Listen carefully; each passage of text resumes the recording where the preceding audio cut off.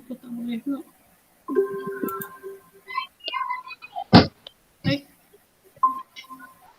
Tak boleh ni ya, tak nampak lah. Yang cikgu present tu. Sekejap. Buat tengok ni. Cikgu kena tutup dulu yang cikgu buka banyak-banyak ni.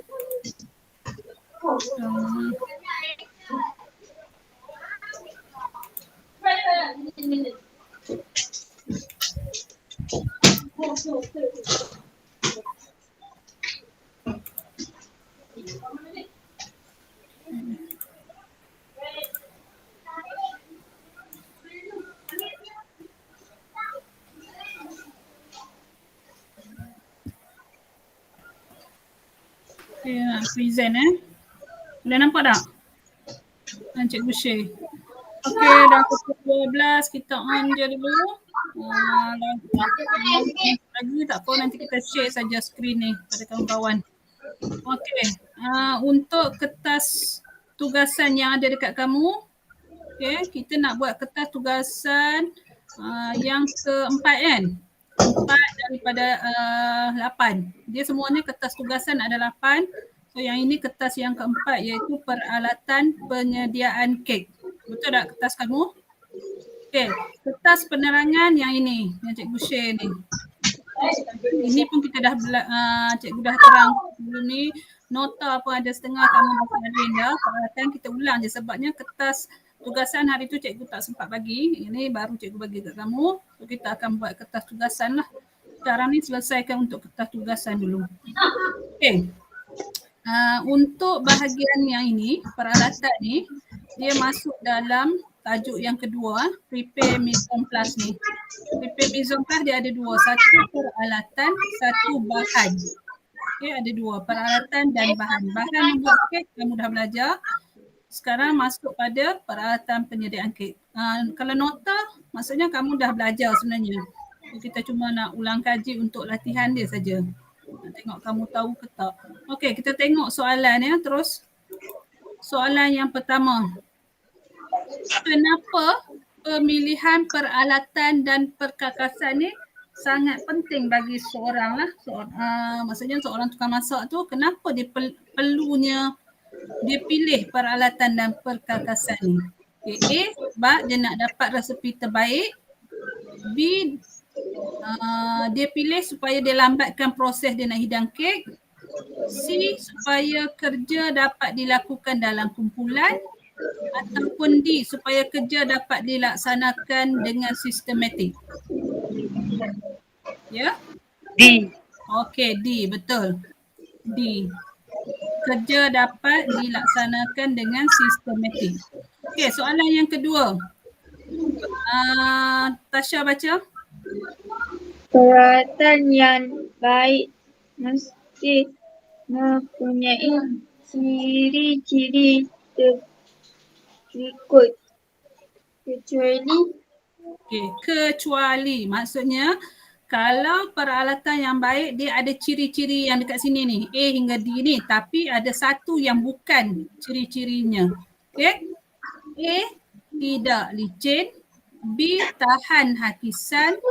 C, tidak mudah retak. Dan D, bahan buatan yang tidak bertoksid. Okey, kalau kamu tengok dekat kertas penerangan ni, Cikgu share ni. Okey.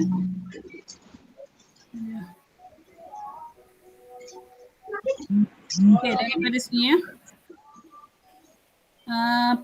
Peralatan dan perkakasan yang digunakan perlulah memenuhi keperluan sebuah organisasi di samping dapat menjimatkan masa dan tenaga. Okey, reka bentuk alatan. Dekat situ ada tak reka bentuk alatan? Ada tak tulis jawapan dia reka bentuk? Tak ada kan? Tak ada. Okay. Jenis binaan yang dibuat juga perlu diambil kira supaya peralatan tak mudah rosak. Okay. Jenis bahan tu dibuat daripada apa supaya tak mudah rosak. Okay. Permukaan kerja dan peralatan bagi penyediaan kek mestilah dia mudah dibersihkan dan dia tak serap air tu. Okay. Kemudian peralatan perlu dibuat dari bahan-bahan yang tidak bertoksid. Ada tak kat situ? Tahan hakisan ada tak? Ada. Licin dan tak mudah retak? Ada. Okey. Ada. So, apa yang kecuali dia? Tidak licin. Ha? Tidak licin. Okey. Tidak licin.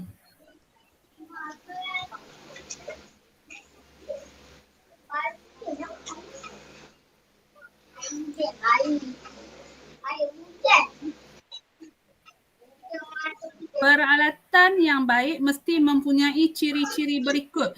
Peralatan baik kalau tak licin, baiklah. Tak hakis, baik. Tak mudah retak pun baik. Bahan buangan yang tidak bertoksik. Toksik ni, betul. So jawapan ni belah satu.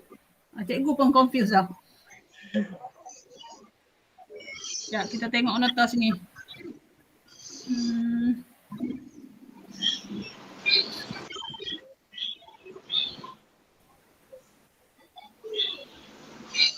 Oh, dia licin lah. Maksudnya tidak licin tu kalau kasar ya. Betul kamu jawab. Okay.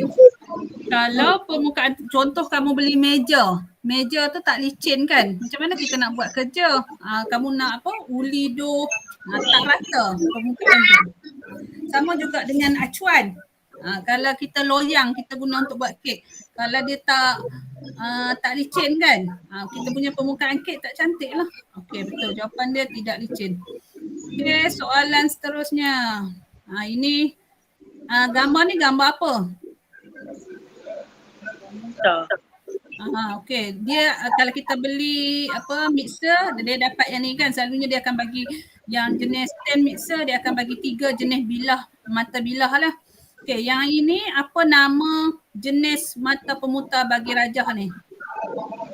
Jenis apa? Hook ke, mixer ke, whisk ke, pedal? Pedal, okey betul. Pedal. Okey. Kalau hook tu yang bentuk macam J hook tu kan. Whisk, kamu tahu whisk yang pemukul telur tu yang kita pukul guna tangan. Kalau mixer dia style macam ni tapi dia bulat. Berbanyak macam apa orang panggil? Dalam bentuk bulat tu kan. Ada besi-besi dia. Okey. Nombor 5. Ini pun tahu juga ni. Ini alat penimbang. Jenis apa Tasha jenis ni? Ini alat penimbang jenis apa? Dia ada 2 jenis. Nombor. Nombor ni kita panggil digital. Okey. Yang ni jenis digital nombor. Senang sikit guna ini. Berbanding yang analog tu jenis jarum. Kadang-kadang sukatan dia tak tepat. Kita susah nak agak. Okey. Bila guna penimbang ni, kalau kamu nak timbang untuk buat kek, apa unit dia? Gram ke, mililiter ke, sentimeter ke ataupun darjah Celsius? Gram, okey betul. Gram. Jawapan dia. Kalau penimbang ni untuk timbang bahan buat kek biasanya kita akan sukat dalam gram. Kalau mililiter ni biasanya dekat alat penyukat yang macam mana? Mililiter. ml ni biasa kamu jumpa kat mana? ml ni biasa kamu jumpa pada peralatan yang macam mana? Jak penyukat. Betul, jak penyukat. Kalau cm ni? Kat mana kita jumpa selalu cm? Sentimeter? cm. cm. Kamu nak sukat apa? cm. Nampak tak pembaris kamu? Kalau pembaris ada tak cm? Ada kan? Itu nak sukat dia punya panjang dia. Maksudnya kalau nak tahu loyang tu saiz berapa, cm lah. Panjang kek kita berapa, cm. Okay, kalau darjah Celsius ni dalam mana kamu jumpa? Oven, okay. Oven kita nak tengok suhu dia. Darjah Celsius tak sesuai lah sini. So, nombor 5. Ini meja kerja. Okay, kalau dekat industri biasanya dia akan guna meja kerja macam ni. Kalau rumah kita tak ada lah ni. Siapa yang ada buka kedai pastry ke, bakery ke, dia ada meja macam ni. Okay. Apa faktor yang boleh diambil kira semasa membeli peralatan di atas? Bila kita nak beli meja kerja ni, contoh kita akan ambil kira apa faktor-faktornya. Okay, kita tengok kat sini dulu. Nota. Ulang balik kat nota kita. Sini. Bahagian meja kerja ni ya. Ibu besarkan sikit.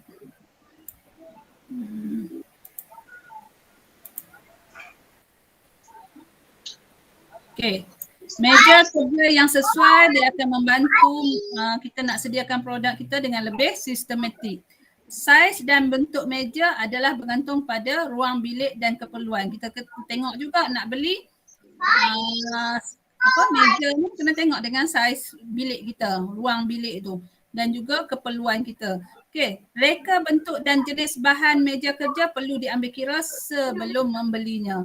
So dalam soalan ni, apa faktor yang boleh diambil kira semasa membeli peralatan di atas? Bentuk. Okey, bentuk. Dan? Saiz. Saiz, okey. 1 dan 3. Ada tak jawapan 1 dan 3? Tak ada.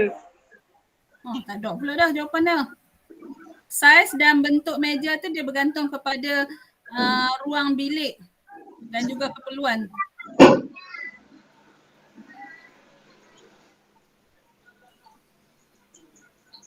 Satu dan 4 ada.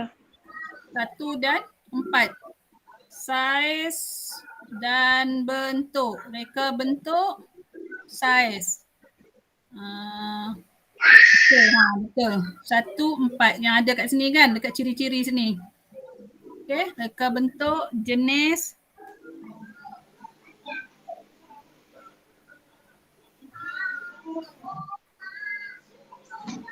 Okey.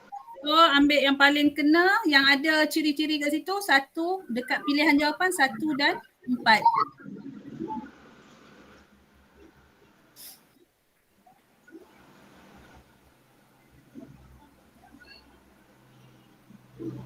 Reka bentuk jenis.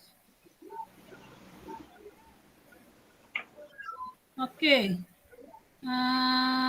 Bahagian B. Gariskan jawapan yang betul atau salah pada pernyataan di bawah. Ini kamu garis saja bawah ni ya, betul ke salah. Okey, mata pemutar jenis hook digunakan untuk memukul telur ataupun bahan yang krim. Betul ke salah? Salah. Baik. Salah? Salah ke? Okay, kita tengok sini nota.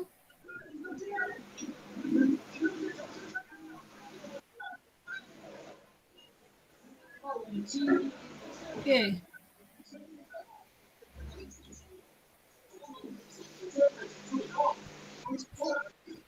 Soalan dia tadi apa? Baca balik soalan dia. Baca balik soalan dia. Pemutar jenis itu digunakan untuk memukul telur atau krim. Kenapa kamu kata salah tadi?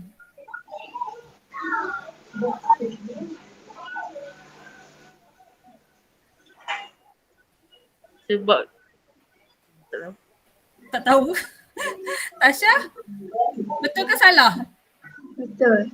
Betul. Kenapa kamu kata betul?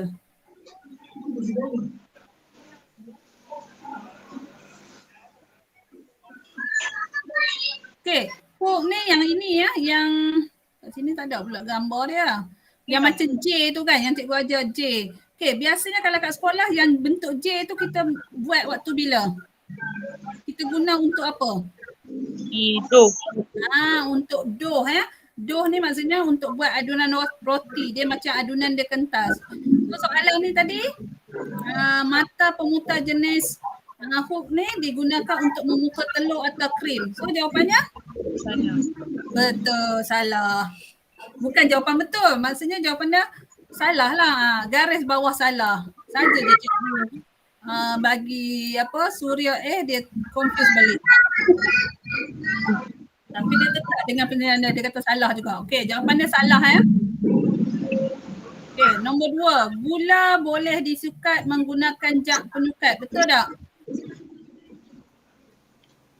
Gula kita sukat guna jak penyukat.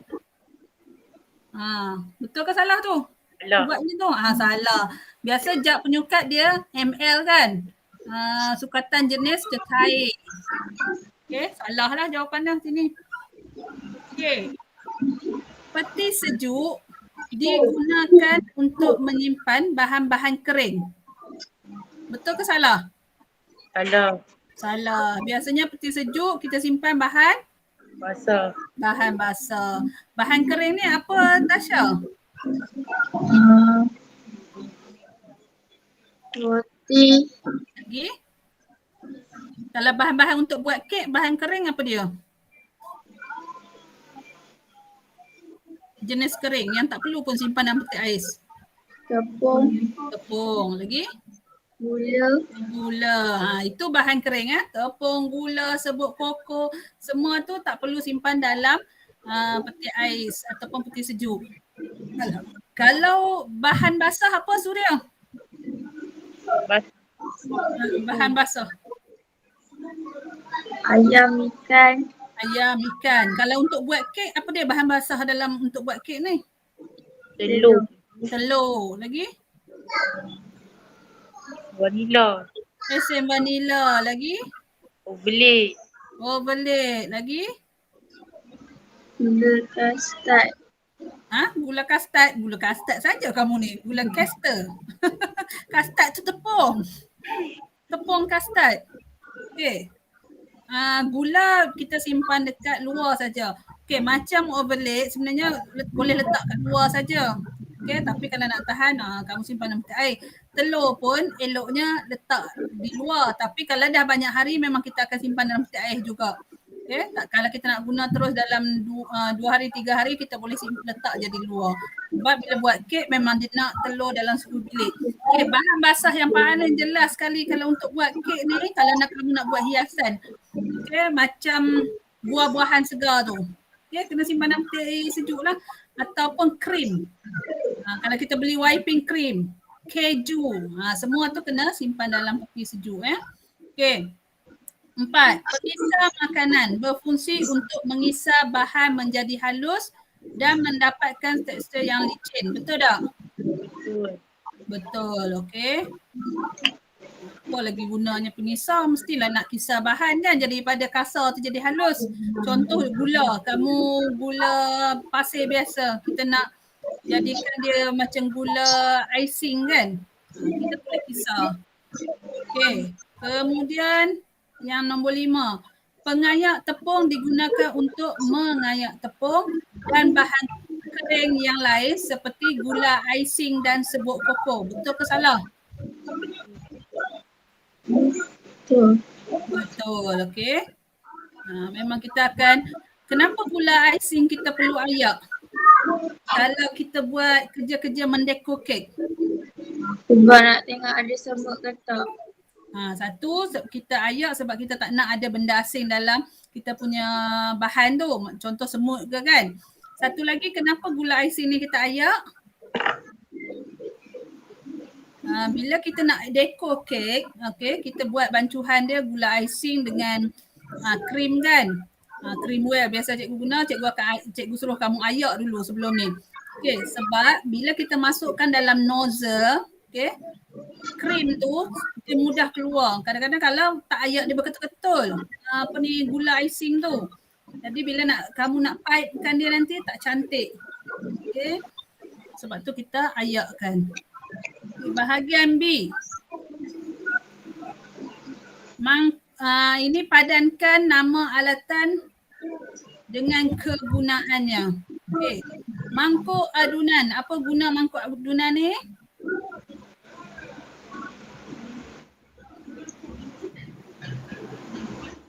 Apa gunanya mangkuk adunan?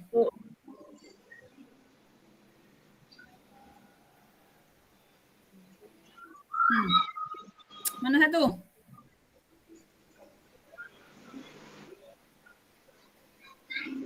Tasha. Tasha, mangkuk adunan guna untuk apa?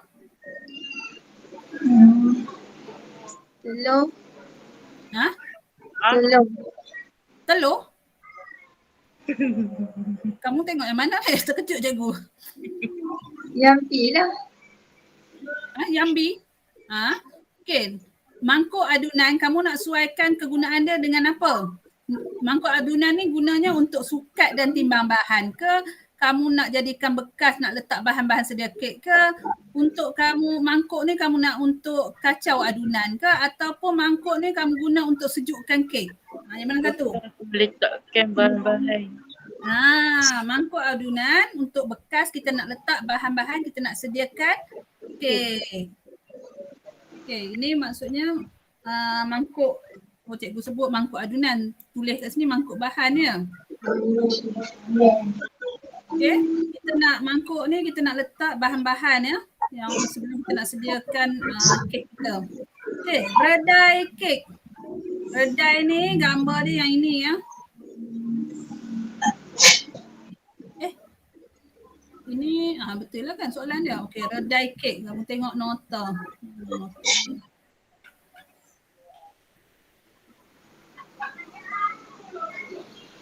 Ini redai kek yang 4 segi ni.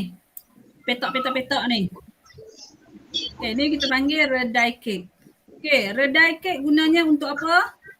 Guna untuk menyejukkan kek dibakar. Betul. Gunanya untuk sejukkan kek yang kita dah bakar. Biasanya bila lepas bakar kek, kamu terus keluarkan daripada loyang. Kemudian terbalikkan kek tu atas redai ni lah.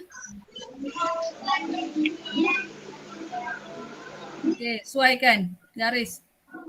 Okey, kemudian soalan alat-alat menyukat. Nama apa? Menyukat. Jadi carilah jawapan dia pada kegunaan dia sukat juga. Yang mana satu? Yang atas kali. Atas sekali. Menyukat dan menimbang bahan-bahan mengikut resepi.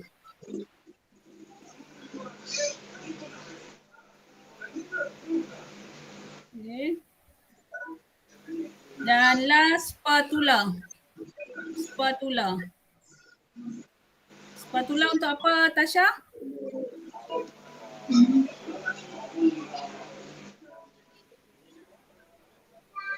Spatula. Untuk kacau tepung. Untuk kacau tepung ataupun adunan ya. Okey. Kamu dah sesuai dah semua dah, Tasha? Dah. Okey, spatula ambil sini yang untuk mengacau adunan atau mengaut balik mering ataupun krim. Itu fungsi ataupun kegunaan spatula. Okey. Kita dah garis semua ni. Okey, kita tengok sekejap nota ni ya. Ingat imbas kembali yang kita dah belajar sebelum ni. Okey, ini contoh-contoh peralatan yang kita gunakan semasa penyediaan kek antara peralatan. Okey, yang pertama ni gambar dapur. Dapur kamu tahulah fungsinya untuk apa kan? Nak masak. Okey, ketuha. Okey. Ini pun untuk bakar kek. Itu meja kerja. Meja kerja. Kita nak sediakan produk kita, atas ni senang. Okey, kemudian alat penimbang kita ada 2 jenis. Sama ada yang jenis digital ataupun yang jenis analog jam punya. Okey, kemudian kita ada mixer. Mixer pun ada 2 jenis. Satu yang jenis stand ni. Stand maksudnya dia atas meja macam tu letak kan. Satu lagi hand mixer. Ni pegang guna tangan. Okey. 2 jenis mixer. Peti sejuk pun kamu tahu simpan bahan basah, bahan segar. Okey. Ataupun kalau kita buat kek yang perlu sejukkan dalam peti ais, macam kek keju, inilah fungsi peti ais dia. Okey, kemudian pengisar makanan.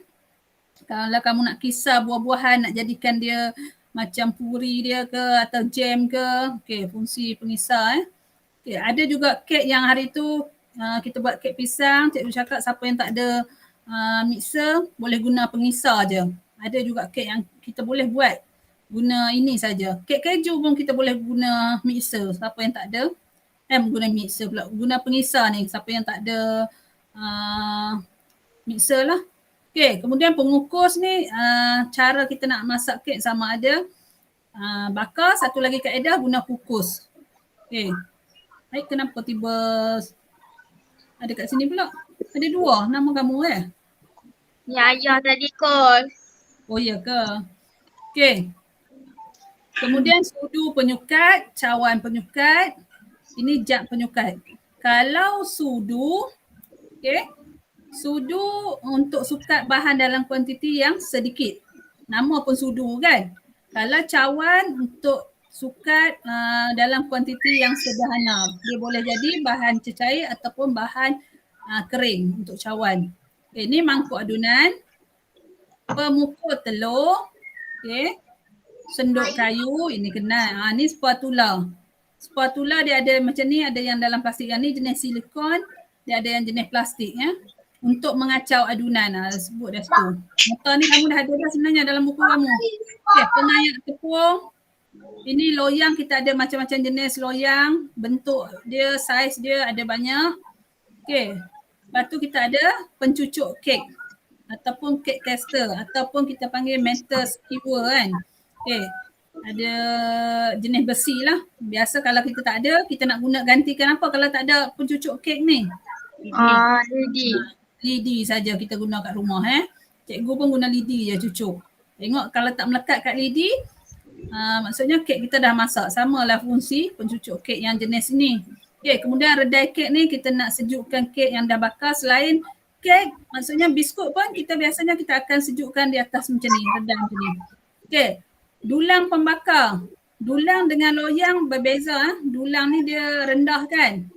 Dia nipis sikit. Dia punya tinggi. Kalau kita nak buat kek gulung nanti, kita akan guna yang ini je. Sebab dia rendah. Kita nak yang jenis kek kita leper tapi besar. Supaya kita nak gulung senang. Kita tak akan guna loyang. Okay. Itu antara peralatan dia lah. Dia lagi tambah-tambahan tu macam kalau kamu nak buat hiasan, dia adalah nozzle, piping bag semua tu. Tengok balik. Kamu nak habiskan terus ke ni? Latihan? Okay. Bahagian C. Jawab soalan yang berikut. Apakah kegunaan mesin pengadun tangan? Apa gunanya? Mesin pengadun tangan? Untuk apa?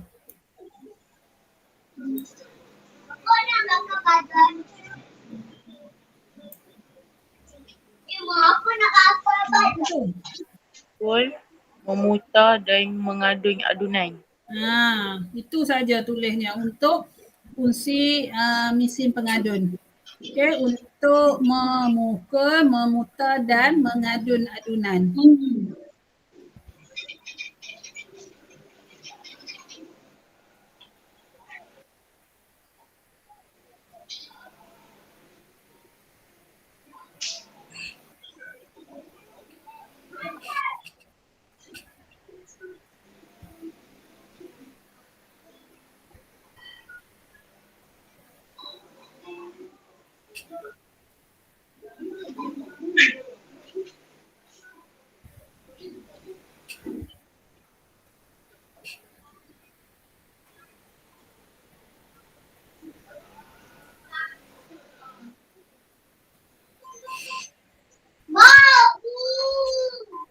Okey. Soalan yang kedua.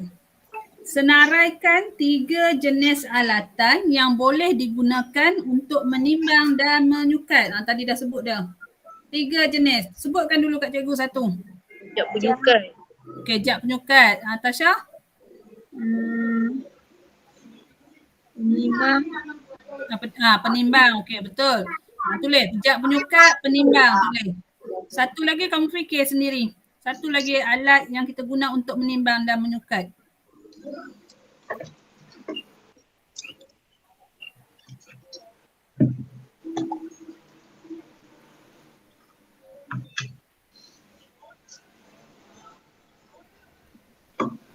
Dia paling mudah nak ingat, dia 3 sekawan.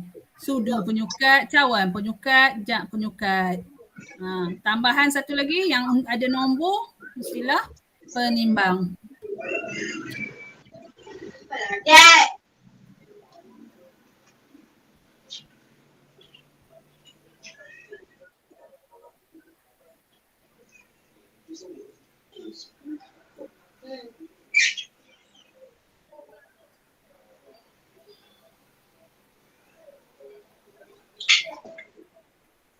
Okey, loyang terdapat dalam pelbagai saiz dan jenis. Senaraikan 2 jenis loyang kek. 2 jenis loyang kek. Nampak tak batu kat mana? 2 jenis loyang kek. Apa dia? Alhamdulillah. Loyang bekas untuk meletak dan membentuk adunan kek atau kek serta sedia untuk dimasak. Okey. Terdapat dalam pelbagai saiz dan jenis seperti aluminium dan silikon. So ini 2 jenis loyang ni yang inilah. Satu daripada aluminium ni yang macam tin tu. Biasa yang kita tengok dalam bentuk ini. Okay, silikon ni dia macam getah. Dia tak payah. Tak payah. Kayu. Tak ada.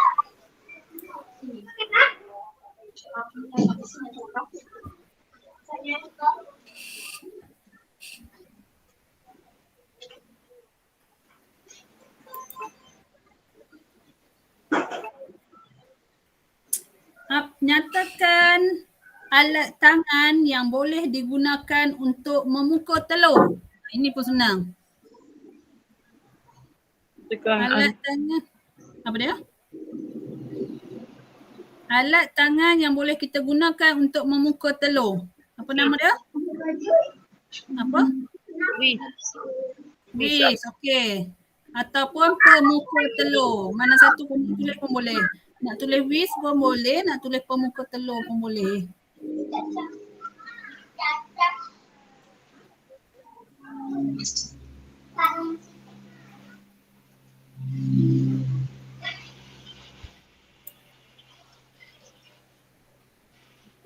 Okey. Soalan seterusnya. Apakah nama alat yang boleh digunakan untuk menguji kek sama ada telah masak ataupun belum? Tadi dah sebut dah. Apa dia nama alat tu?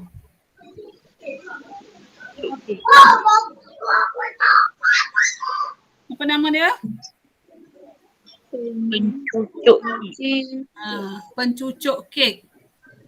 Ataupun bahasa Inggeris ni cake tester. Oh, Balkis. Baru bangun tidur ke Balkis?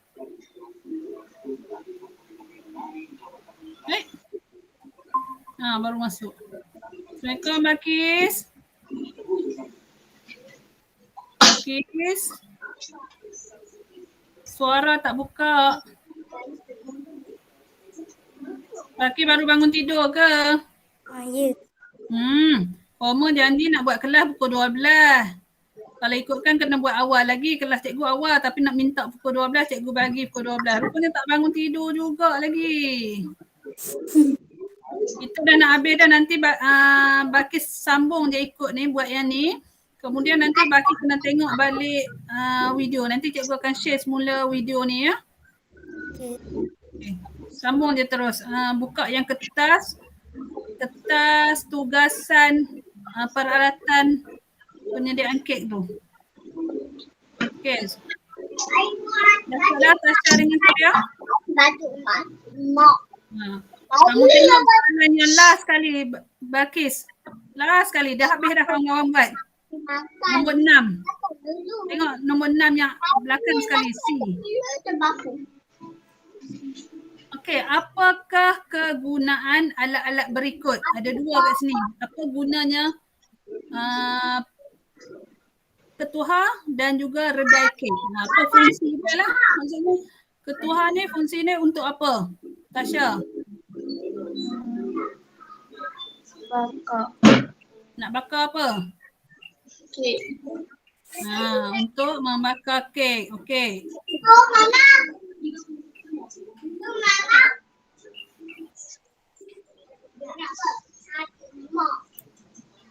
Okey, digunakan untuk membakar pastry ataupun produk bakery. Untuk bakar kek lah, kalau kita fokus pada kek kan. Jadi kamu tulis digunakan untuk membakar kek, adunan kek. Okey, kemudian satu lagi. Redai kek. Okey, Suria. Apa fungsi redai kek? Untuk menyejukkan. Untuk menyejukkan kita punya kek yang telah dibakar. Okay. Digunakan untuk menyejukkan kek yang telah dibakar. Bakis dapat? Dapat tak? Faham tak kita buat yang mana? Faham. Faham, okey. Terus tulis yang last tu dulu. Okey, redai kek fungsi dia untuk menyejukkan kek yang telah dibakar.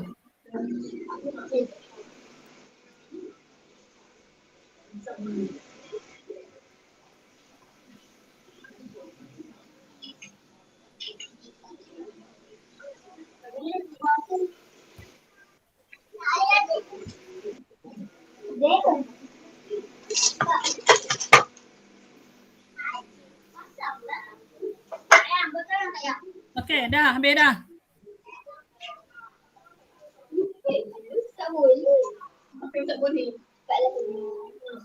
Okey ya? Okey. Okey.